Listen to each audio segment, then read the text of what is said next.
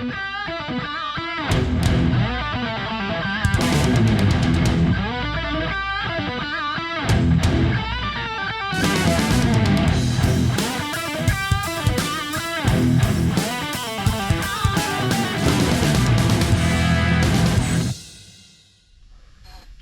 my name is Rich Howard, owner of Architectural Builder Supply, and this video is to show you how to use a Bobkey.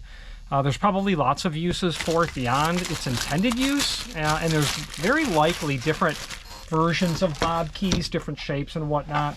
This happens to be a Bobrick B-273 that I have on the shelf, right behind me actually, and the client on YouTube says, give an example of how to use a Bobkey. Okay, well, I think what the concept is that it's not obvious in some instances of how you use a Bobkey. It's just not obvious. And once you know the secret, you know the secret. So we've got a Bobkey here that I'm going to pull off the spindle, the toilet tissue spindle. They would use tape like this that leaves adhesive. Okay, so this happens to be a B-273. That means there's no controlled delivery. That just means this will free spin. Controlled delivery means you don't even get one full revolution out of it before it stops. That can be maddening. So I happen to know in this spindle, when you rotate it, you can see an edge of the spindle. Well, that's all solid and flat there. That tells me to look at the other side. You're going to see a little... I can barely feel it, but there's a little hole there.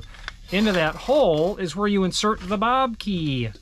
Bobkeys are kind of universal tools that are used in different products. I don't know the whole list of what takes a Bobkey, but it's items that require some sort of a special tool.